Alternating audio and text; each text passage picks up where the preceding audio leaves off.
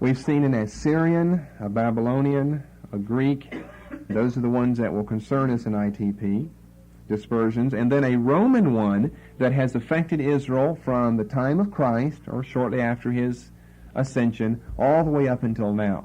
Israel is still being affected by that. And then we have, what I might throw on here as a fifth dispersion, which is the German diaspora. The Jewish diaspora by means of the German people. Here I have reference to the Holocaust of the Third Reich that served also to scatter the Jewish people. Yet one more time, by primarily greatly reducing the size of Eastern European Jewry. Now, if we want to put that eschatological one of Zechariah after this, and we'd really have a sixth one, but it's really not going to be. We're really not going to have an eschatological dispersion of the Jewish people all over the world. On the contrary, we have predictions of a regathering of the people in Palestine, which is what we're seeing today. And the German dispersion was not, it doesn't technically fit with these other dispersions in that someone came into Israel and dispersed the people outside. Because actually, what the German or the Holocaust dispersion of the Third Reich in 1940 to 45 Germany did for Israel was it sent many of the Jews back to Palestine. What it did was greatly reduce the size of Eastern European Jewry. And many of those people who were then uprooted from Eastern Europe, many of them happened to move back to Palestine. Now, this came about through both death and diaspora, the German Holocaust of the Third Reich. Came about through both death and diaspora. Diaspora, the people are scattered. What Jew wants to live in Germany or Poland anymore, especially in those days? And through death because of the so-called concentration camps, the infamous death camps that were found principally in Poland and principally in Germany. We have our death camps. So many of these are so well known, ones that were in what is today West Germany, Bergen-Belsen, and Dachau. We have Buchenwald, which is in what is today East Germany, and then perhaps the most famous, although Buchenwald, Bergen-Belsen, and Dachau were very famous ones, or infamous ones. We have Auschwitz as well, which is better known as Auschwitz to us today, which was in Poland. Now, I just thought I'd give you a few statistics as to what happened to the Jewish people during the Holocaust and the diaspora and Eastern European Jewry of this day, 5th decade of the 20th century. Now, remember, if you know enough about the Holocaust, you'll recall that in these concentration camps, Auschwitz, Buchenwald, Bergen-Belsen, Dachau, that hundreds of thousands, millions of Jews either died through cruelty and starvation or were put to death in gas chambers and through all different types of scientific experiments and torture. That would mean then, and they didn't go to the United States to bring the Jews there to subject them to torture. That would mean at that time, the beginning of the Third Reich in Germany and Adolf Hitler, that hundreds of thousands, millions of Jews were living in Eastern Europe.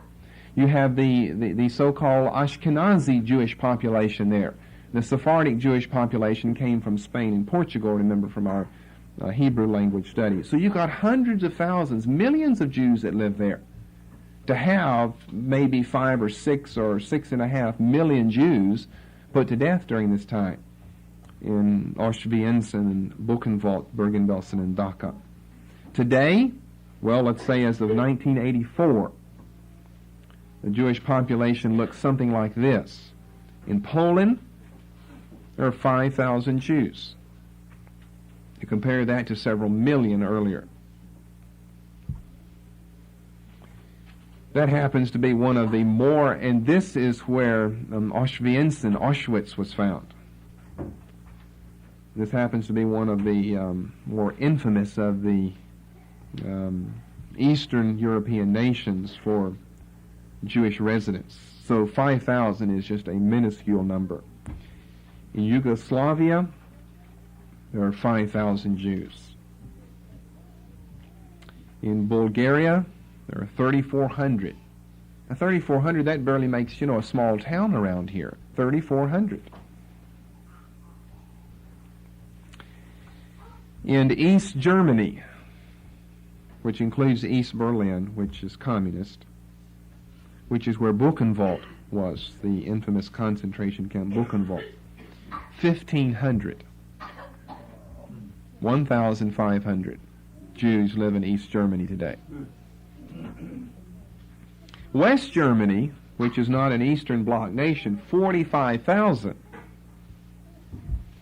And if we want a communist bloc nation, the most highly populated of those of Jewish people is Hungary, with 75,000 Jews. Now, West Germany had its own, what is today, of course there was no East and West, there was one Germany then, but West Germany of today has concentration camps. That is, that's where some of the concentration camps were. But it was freed by the Allied forces, so the Jews, of course, can bear living there.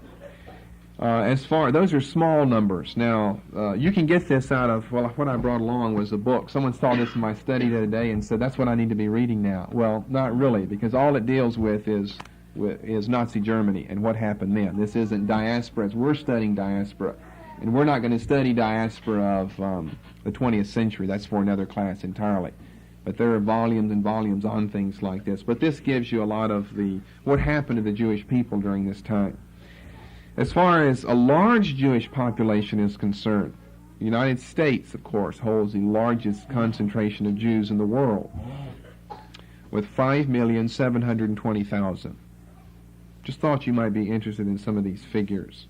This is 1984 figures, estimates to be sure, but as of 1984, 3 years ago, 5.72 million. I should have made you guess these. Who's second behind the United States for largest number of Jews? Israel, 3.38. I'll let you guess the rest of these. 1, 2, 3, 4, 5, 6, and see how well you do.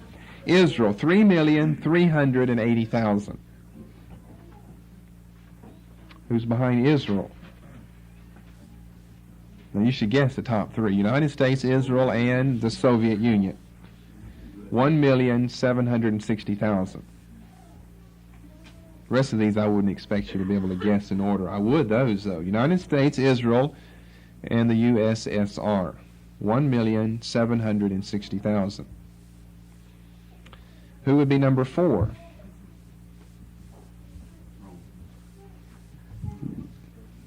I'm listening. You got to say it loud enough now. France, 670,000. Doesn't that sound like a Jewish country to you? There are many Jews, almost 1 million Jews in France. I forget what France's population is, like 60 million? Sounds right anyway. So that's only 1/60th. That's pretty small, but still it's almost 1 million people. Who's after France? England, 360,000. After England, Canada, 310,000. Now these last two you should be able to guess because they weren't found in all the others. Countries that, from which country did the Israeli secret police force back in the early 60s, 1962, extradite Adolf Eichmann? Argentina. Argentina, 250,000, 250,000 Jews. Many Jews, you see, and the reason these countries have such large population is because the population shifted after World War II. Most of the Jews of the world were living in Poland and Germany and Yugoslavia. That's where they were located. After all of the horrors of the Holocaust, they fled. Many went to South America, to Brazil, was another well-populated country, but even higher than that for our day now is Argentina. Many of them came to North America. They didn't too much go to places like, Australia or New Zealand, although you do have a Jewish population there. But they did go down into Africa. South Africa would be our next one on the list with 105,000. That's everything above 100,000, so I don't think I need to go. I could go down as low as 300, but that doesn't really count. South Africa with 105,000. So you see what's happened because of Israel's sin. She's gone through an Assyrian captivity, a Babylonian dispersion, a Greek dispersion, a Roman dispersion. So finally, we're scattered all over the world for 2,000 years. Finally, we have peace. Well, really, they didn't have peace because the Catholics and the Protestants murdered them by the thousands during all the dark ages of the church as well as the enlightened years of the Reformation era. But finally, we come up into the 20th century, and surely everyone is civilized enough that no one would hate a Jew, or no one would persecute a Jew. Well, horror of horrors, the Holocaust of the Third Reich. And more Jews killed then in just a short 5-year period than any time in history. 5 to 6 million Jews killed then. So it's an object lesson of great magnitude and of much human suffering. And what did God say? If you will obey my voice, all these blessings will be yours. If you disobey me, I will scatter you to the four corners of the globe. God's a powerful, mighty God. He can do what he says. If he says he's going to do it, surely he's going to do it. Come what may, as Camus said in another context, God is going to do it. If you obey me, he said, I'll bless you. So these blessings will come on you and overtake you if you'll obey me. Do you think he's given us any less promise than that? Or we have better promises? We have a better covenant based on better promises. These blessings will come on us and overtake us if we'll serve and obey him. And he says that if you don't, then we'll be cursed like Israel. And the church is being cursed today. Wow, she can't get anything. She stumbles over her own magician's tricks in the pulpit trying to get the gospel out. Preaching the gospel of light via the methods of darkness. What a contradiction. You think a question mark would pop up in someone's head. I thought this was the gospel of light. We're using the powers of darkness to present it. Surely there's a contradiction in what we're doing here. The church of our day is in a diaspora of its own, scattered into every wind of doctrine, and every wind of doctrine has scattered her. But as God is bringing the Jewish people together, he's bringing the church together as well. From now on, we're going to concern ourselves just with the state of affairs of the 1st century A.D. diaspora. So that means that we're talking about the Assyrian deportation, the Babylonian deportation, and the Greek-early Roman period of the diaspora. We've looked at 5 diasporas thus far. Those 3, Assyrian, Babylonian, Greek. Then the Roman one is A.D. 70. That's different than the 63 B.C. one, when Pompey, the Roman general, took many Jews to Rome captive when he conquered Syria and then came further south into Palestine. And then, of course, we mentioned just earlier the German diaspora.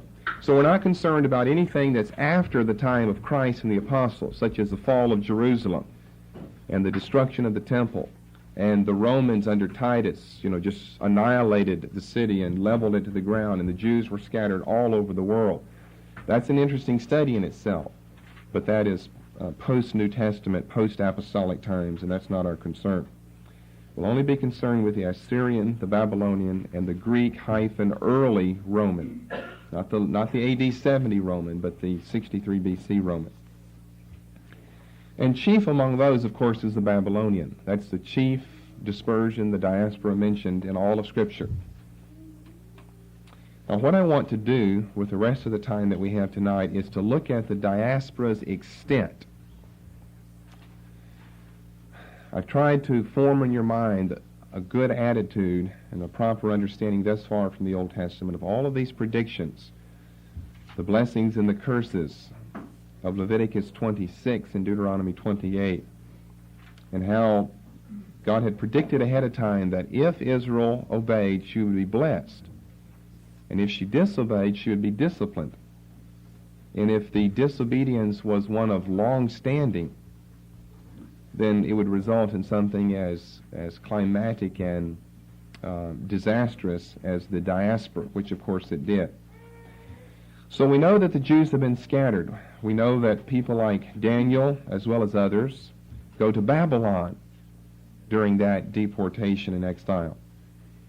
And so the next question that I think would arise in our mind is the nature of the diaspora as far as its geographical extent is concerned.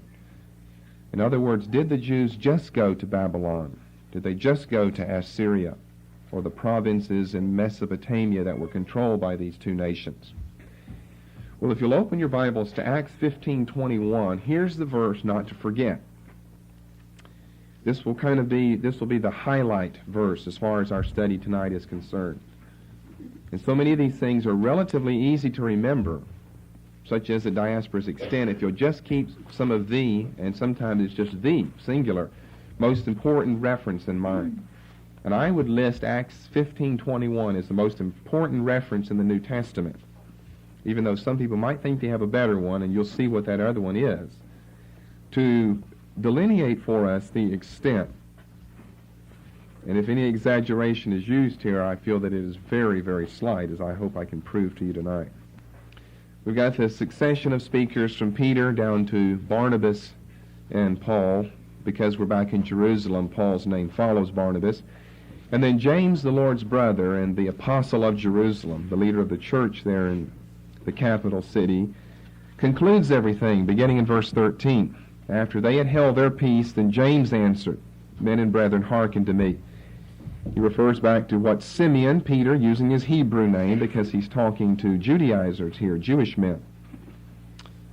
And you'd want to bend over and compromise as far as possible to win them, and so to call someone by their Hebrew name would help.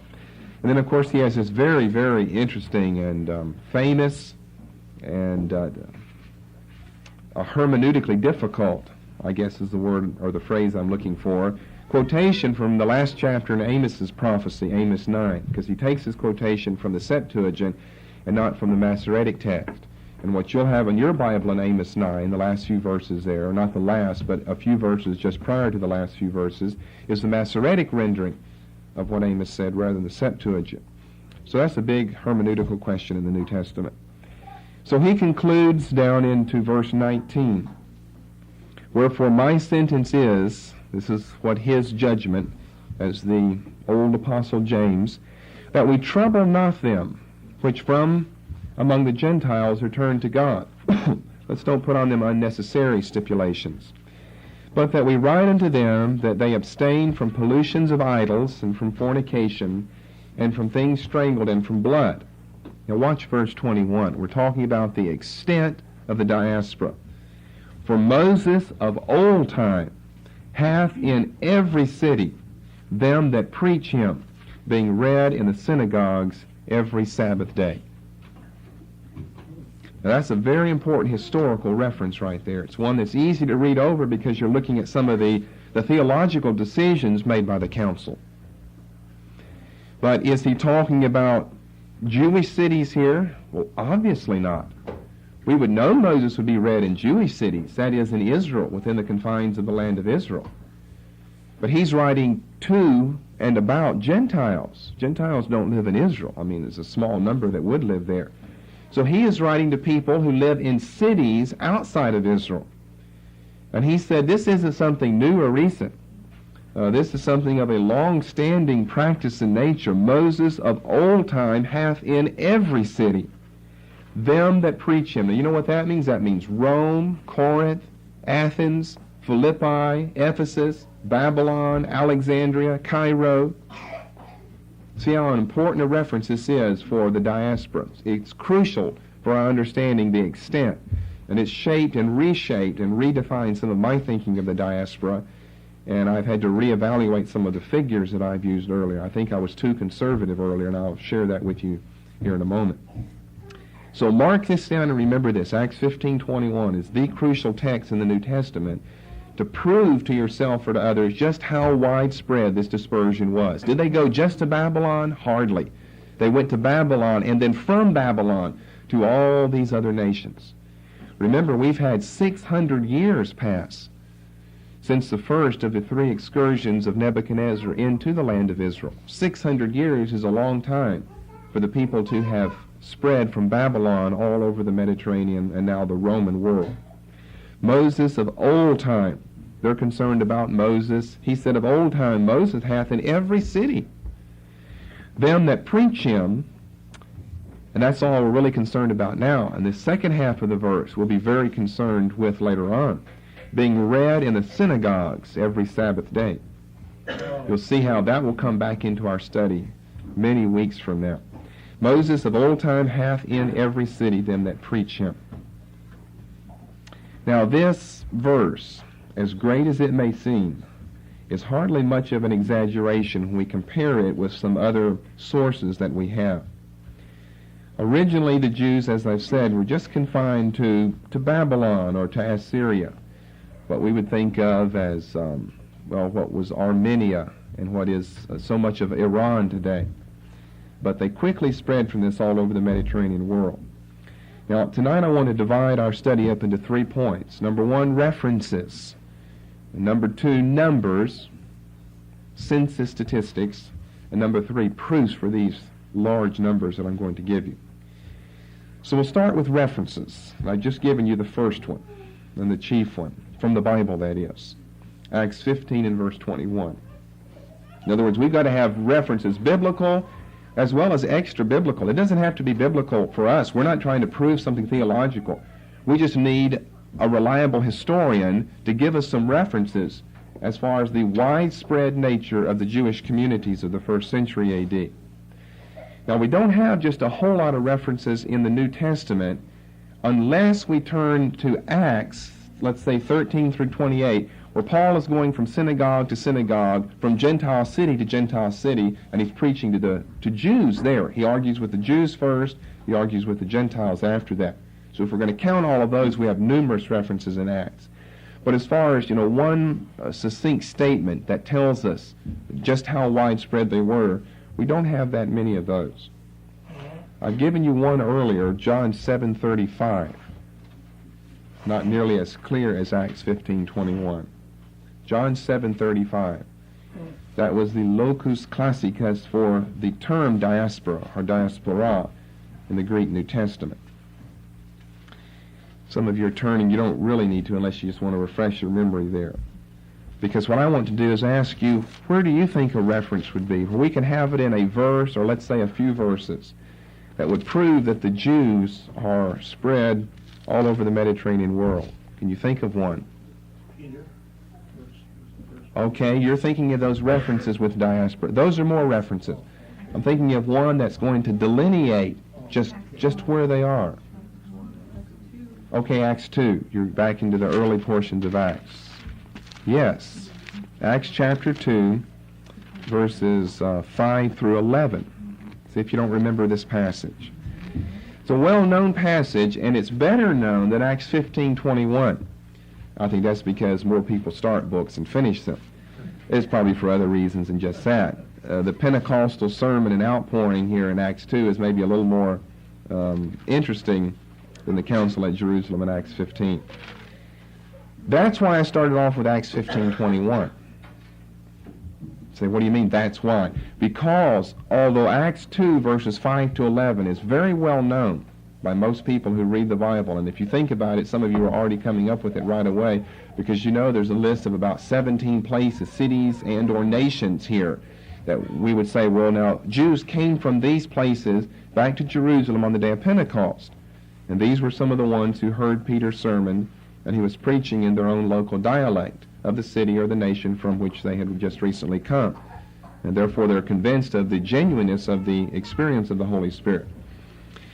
Well, I'm not so sure that interpretation of Acts 2 is reliable. I don't think it really stands a close scrutiny of the text here, as well as maybe the purpose of what Luke is trying to develop here in the book of Acts. So I would highlight, therefore, for you Acts 15:21, and have you not turn so quickly to Acts 2, because if you use that in the reference or in the presence of someone who knows something of this, you may be putting your foot in your mouth. There were dwelling at Jerusalem Jews, devout men out of every nation under heaven. Now when this was noised abroad, the multitude came together, and were confounded, because that every man heard them speak in his own language. And they were all amazed and marveled, saying one to another, Behold, are not all these which speak Galileans? And how hear we every man in our own tongue wherein we were born? And here goes this famous list of places. Parthians and Medes and Elamites and the dwellers in Mesopotamia and in Judea in Cappadocia, in Pontus and Asia, Phrygia and Pamphylia, in Egypt, in the parts of Libya about Cyrene, and strangers of Rome, Jews and proselytes, Cretes and Arabians, we do hear them speak in our tongues the wonderful works of God. That is a reference, but it's going to be a reference with a twist to it, as you will see again several weeks from now, or maybe several months from now. It will take us a good while to get back to this Acts 2 reference. But I don't know that the standard interpretation that you find in most of the commentaries, except maybe some of the newest work that is being done, really bears up under a light of further study. So rather than that, remember Acts 15:21, Moses hath in every city them that preach him. This is a good reference, but not a good reference if our deduction is, well, these nations, or these men who become disciples had traveled to Jerusalem on the Feast of Pentecost from these nations. And afterwards, some of them went back and some of them didn't. Some of them stayed in Jerusalem. I don't think that's what he's saying, but we'll cover that later. Okay, let's go on to some other extra biblical references then. Other references that are found outside of the Bible. There I gave you 2 in Acts and 1 in John. The first comes from the Jewish historian and philosopher Philo, where he quotes a letter sent from Agrippa to Caligula, from Agrippa in Palestine to the Roman leader Caligula. So Philo is not the one saying this. His writing contains an excerpt of the letter sent from Agrippa to Caligula.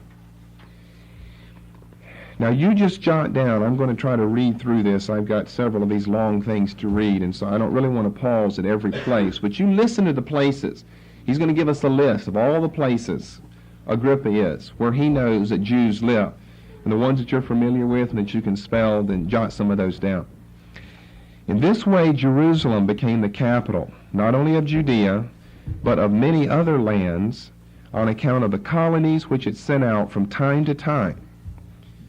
He must be speaking of different diasporas or dispersions into the bordering districts of Egypt, Phoenicia, Syria,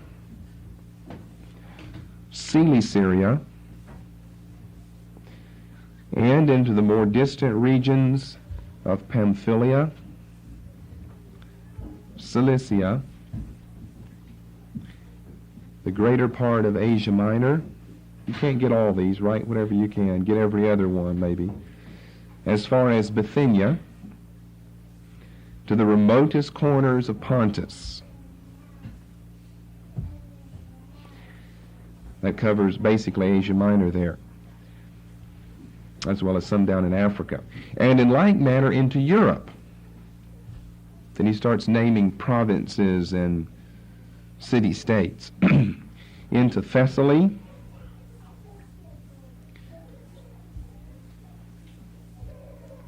Boeotia, and Macedonia, Aetolia, and Attica, and Argos, and Corinth, and into the most fertile and fairest parts of the Peloponnesus. And not only is this continent, Europe, full of Jewish colonists, but also the important islands. So he's gone from Africa, North Africa, up into Asia Minor, over into Greece, which he calls Europe here. He said not only this continent, Greece, but important Greek islands. He starts naming some of these. Euboea, Cyprus, and Crete. I say nothing of the countries beyond Euphrates. That's over into Babylon, Media, Elam, India, China. I say nothing of the countries beyond the Euphrates. In other words, I'm not even covering where the Jews are living way out there to the east. All of them except a very small portion. And Babylon and all the satrapies which contain fruitful land have Jewish inhabitants. Now that's probably the most famous reference that's that detailed for the extent of the Jewish dispersion during this era. Notice all of these lands and cities and islands and regions and satrapies that are covered there. And he said, I'm not even covering all that I could cover, but the Jewish people are scattered everywhere. And then I have another reference from 1 Maccabees 15, verses 16 through 24. I'll just give you a little quick background. I'd be requiring something superhuman of you if you remembered all of these chapters we discussed in the apocryphal books. About 140 B.C., the Roman Senate joins into an alliance, more or less, with Israel, and sends out a circular letter in favor of the Jewish people. And it sends it out to the far-flung reaches of the Roman Empire. And of course, it's not as great at this time as it becomes later, because we're 1.5 centuries prior to conquest of Syria, or 100 years, really, prior to the conquest of Syria and Palestine and regions like that. But it sends it to the countries in which there's a large Jewish population. And so such places as the following are mentioned by name: Syria, Pergamum. Some of this duplicates Philo's reference. Some of it doesn't, though. Notice when you put Acts 2 together with Philo's reference, with this first Maccabees reference, and don't look for common denominators, but look for things that are found uniquely, only in one reference. And you have quite a list of names here. For the continuation of this message, please turn the tape over. And don't look for common denominators, but look for things that are found uniquely, only in one reference. And you have quite a list of names here. Cappadocia, Parthia, Sparta, Delos, Mindus, Sicilion, Caria, Samos, Pamphylia, Lycia, Rhodes. Circular letters sent to all of these places. Halicarnassus, Phaselis, Cos, C-O-S or K-O-S, Side, S-I-D-E,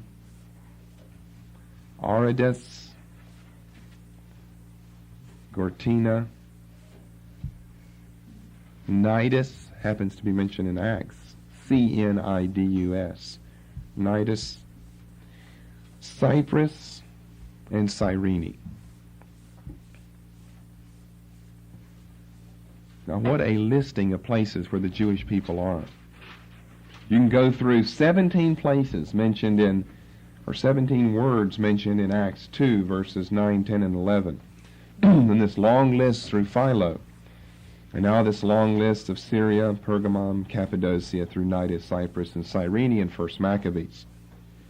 So we're finding numerous references. We have no shortage of references to prove how widespread the Jewish diaspora was. Let's go to another reference. Let's go to the reference of Strabo, who was a Greek geographer. He's quoted in Josephus. Philo quotes Agrippa, and Josephus quotes Strabo. Strabo lives right around the time of Christ, probably right during his life, a Greek geographer. Josephus quotes him in Antiquities 14, 7, and 2. 14, period 7, period 2. Now I'm going to read this slowly enough for you to get it down. This people has already made its way into every city. And it is not easy to find any place in the habitable world which has not received this nation and in which it has not made its power felt. This people has already made its way into every city. And it is not easy to find any place. And it is not easy to find any place in the habitable world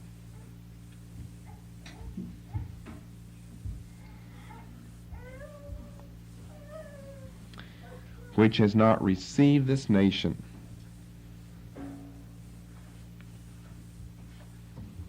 and in which it has not made its power felt. And in which it has not made its power felt. This people has already made its way into every city, and it is not easy to find any place in the habitable world which has not received this nation, and in which it has not made its power felt. Right at the time of Christ, Strabo, a Greek geographer, is saying this. Okay, if you have that, here's another reference. This is only about a half a dozen or so words. It comes from the Sibylline oracles. Ever heard of the various of the nations had their own oracles? A Sibyl is a prophetess. Sibylline oracles were some Jewish oracles. S-I-B-Y L-L-I-N-E. S-I-B-Y-L-L-I-N-E. The Sibylline oracles. There were the oracles at Delphi. Those are the most famous ones in Greece. But these are the most famous ones as far as the Jews are concerned, the Sibylline oracles. And here's a small quotation from them. Speaking of the Jews, they crowded with their numbers every ocean and country. They crowded with their numbers every ocean and country.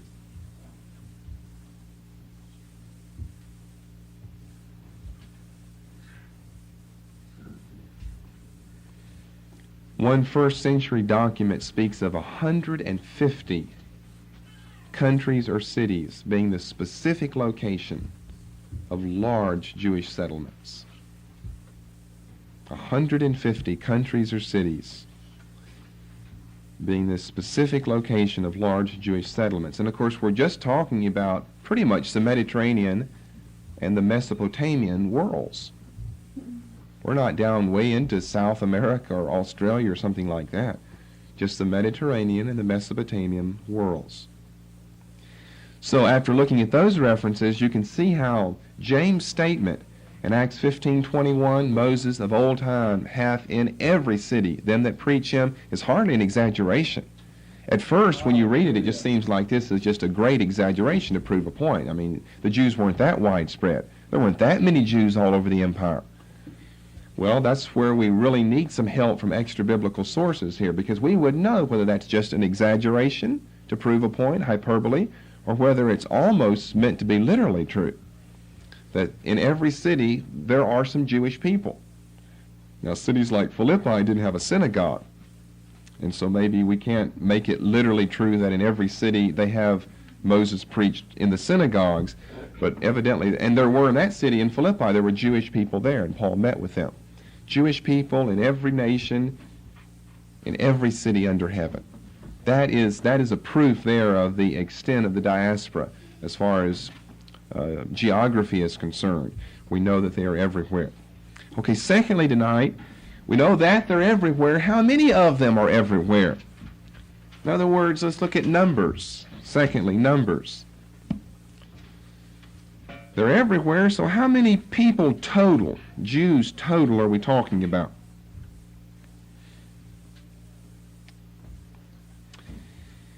Well, earlier in this class, period between the Testaments, we looked some at the Roman world, we looked some at Roman population of the Roman Empire. Do you happen to remember what I gave you for what most scholars would guess, and it's just a guess, for the population?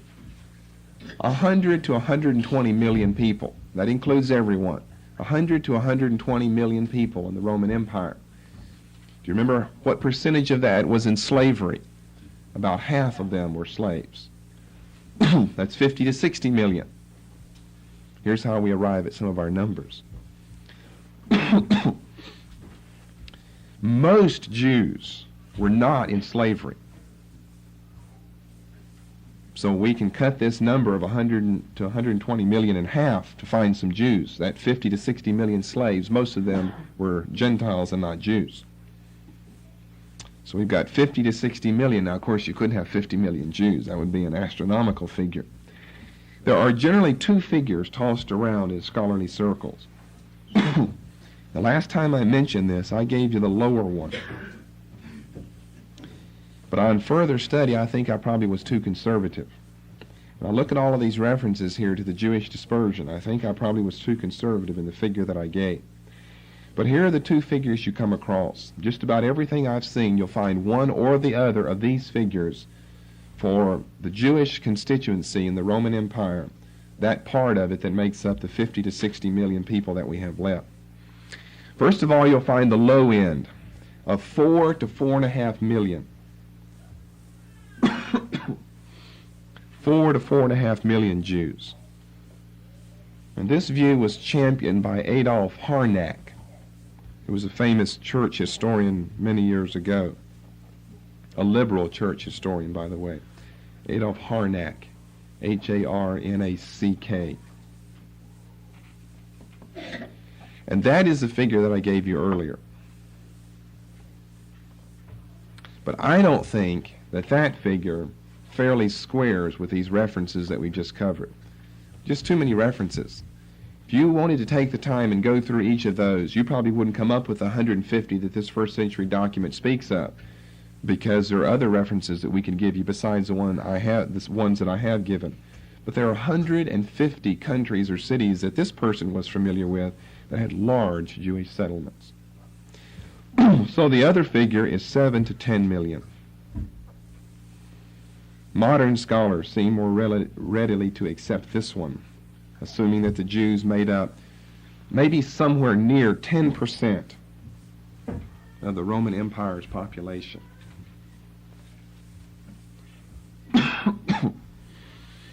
Now that, of course, is a huge number. This small nation of Jews scattered into Babylon, so many of them, hundreds of thousands, killed then during the captivity. And all the wars between the Seleucids and the Ptolemies, and we've still got 10% of the entire Roman population is Jewish by birth, and maybe by other ways. So an estimate is maybe 7 to 10 million. Now finally tonight, how can we verify that number? Well, I think in two ways. One would be just through the references that I've given you. There are just so many places that seems to me to allude to the fact that we don't only have Jews everywhere, but we have many Jews everywhere. It's not like we have a family or two in Syria, a family or two in Cappadocia and so forth, but large Jewish settlements. And then a second way of proof, let me give you here in just a moment. Now this is a large number. That's why I think a lot of people have opted in favor of Harnack's 4 to 4.5 million, because 10 million sounds like a lot of people. There certainly could never have been that many Jews living in Israel. Notice how God has worked this thing out. If they would have stayed in Israel, Israel couldn't hold 10 million people. Now that they're outside of the confines of Israel, they're up as high as 10 million people. During the final years of the nation of Judah, there's no way Judah, the small little country, could have held 10 million Jews. So what that means is we're talking about a phenomenal increase after captivity and exile. In other words, between the year 600 BC and the time of Christ. We have to have a phenomenal increase in the number of people during a 600-year period. Is it possible? Could such a thing have happened? Well, we do have a precedent. If you'll turn with me to the book of Exodus, chapter 1. We'll look at several verses here. Exodus chapter 1 and verse 5.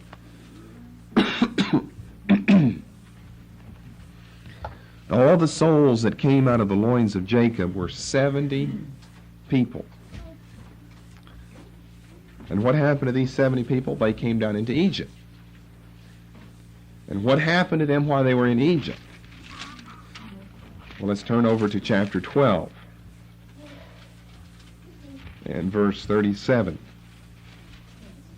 The children of Israel journeyed from Ramesses to Succoth, about 600,000 on foot, that were men, besides the children. We just saw the figure 70, came down into Egypt. Now when they're leaving Egypt, there are 600,000 men. That's repeated in Numbers 11:21. And the people are murmuring in Moses' ear, and he says, Lord, what am I going to do with this great number of people here? There's 600,000 men, besides the children.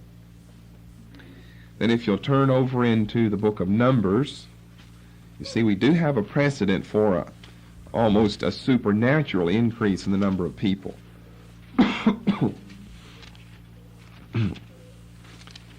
See, we have, 250 million people here in this country.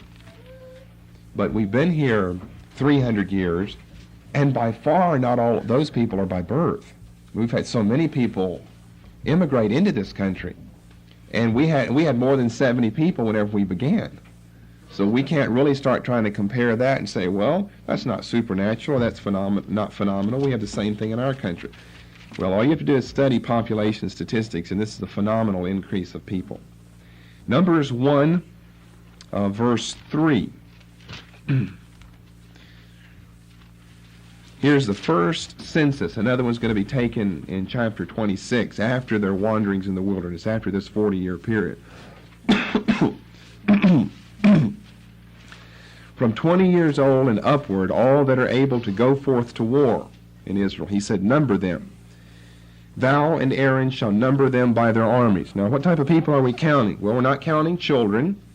We're not counting women. We're not counting old men. We're not counting the sick or the infirm.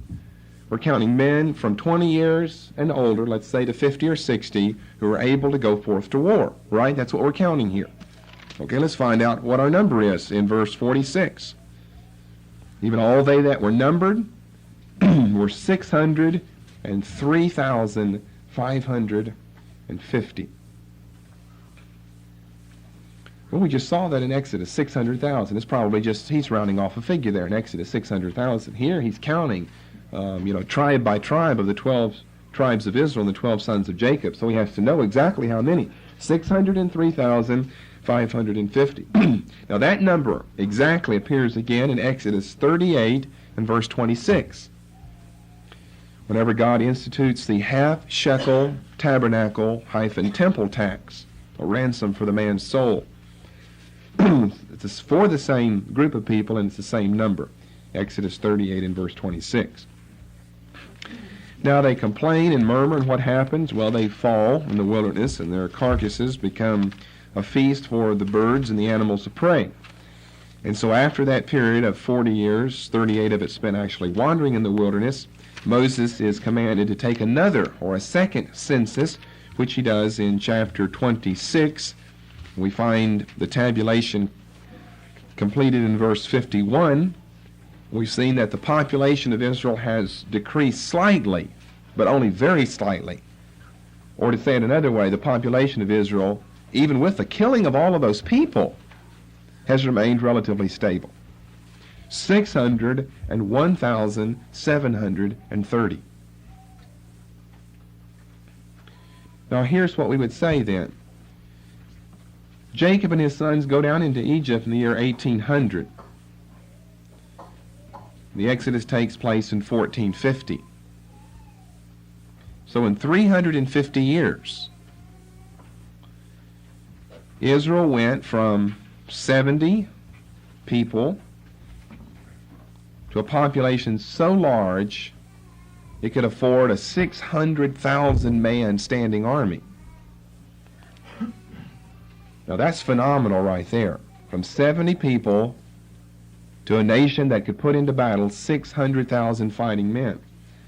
What's almost more phenomenal is that all of these people are slaughtered in the wilderness. And within 40 years, really 38, you have that same number again. 601,730. That's why the liberals have problems with the Old Testament. I mean, in 38 years, you cannot wipe a nation out and then have the population in just 38 years remain so relatively stable. That's impossible. That's just not possible.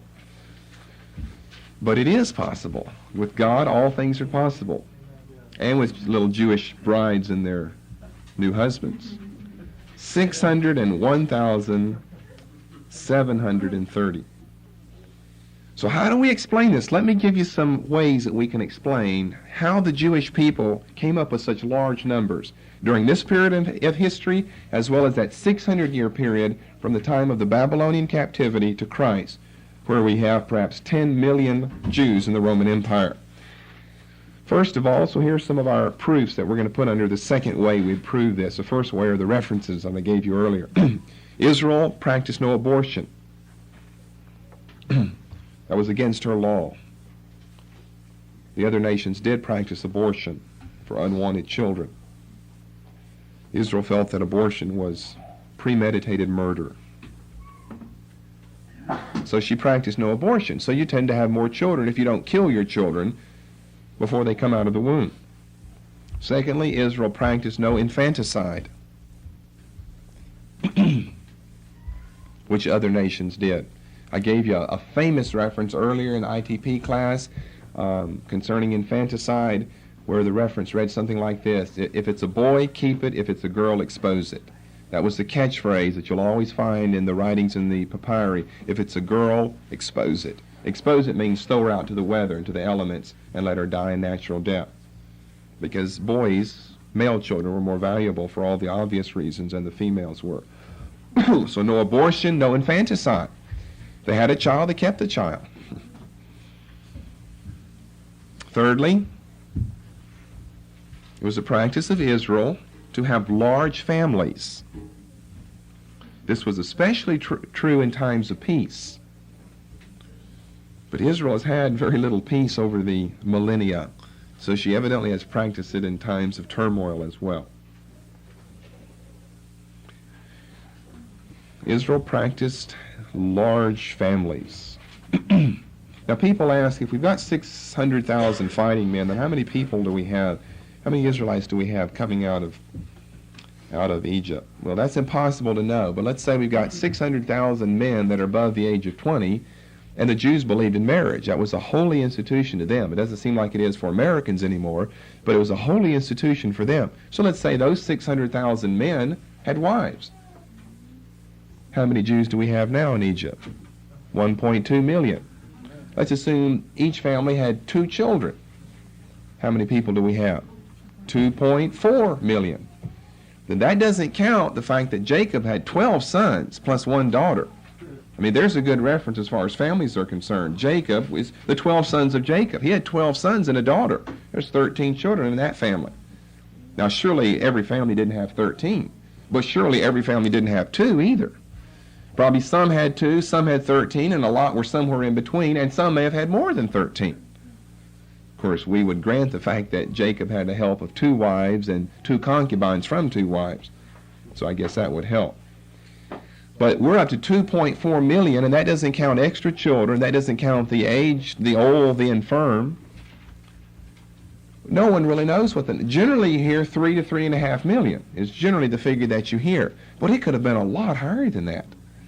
I think most references will give you 3 because they're just afraid to increase the population too much, or just the logistics of trying to get them across the Red Sea and sustain them in the wilderness would take a miracle.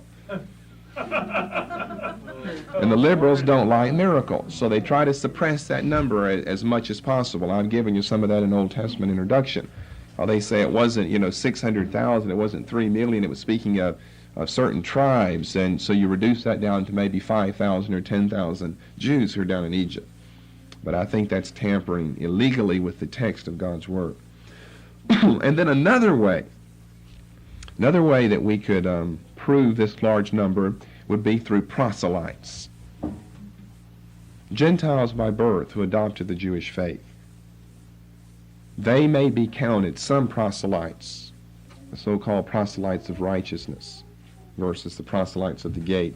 They could be counted by some of these historians as being Jewish people because they fully associated themselves with the Jewish people, fully adopted their laws, their customs, married into Jewish families and so forth. And so in a very legal, a very real sense, and certainly it was true legally, they were counted legally as Jewish people, even though they were by birth Gentiles. So when we go through all these references that I've just given you, we look at the fact that Israel prohibited abortion, infanticide, and almost prohibited small families, and she did include proselytes within her ranks. Then I think that 7 to 10 million people is not a large figure at all to have of the Jews spread all over the Roman Empire. So in conclusion tonight, I break it down something like this. There were 3 million Jews in Palestine, 5 million Jews in the Roman world. Let's say 5 to 6 million. In other words, 5 or 6 million, and then 1 or 2 million in the eastern part of the world. This would be way over east of Euphrates. So you add all those numbers up and you get about 10 million people. 9 to 11 million, somewhere around 10% of the population of the Roman Empire. 3 million in Palestine, 5 to 6 million in the Roman world, 1 to 2 million over in Babylon and Assyria and India and so forth. And I find it interesting that Israel has for so long had about 3 million people. The Exodus, if she had 3 million, here during this time 3 million in Palestine, and you know from the figures that I've just recently given you, about 3 million Jews in Israel today.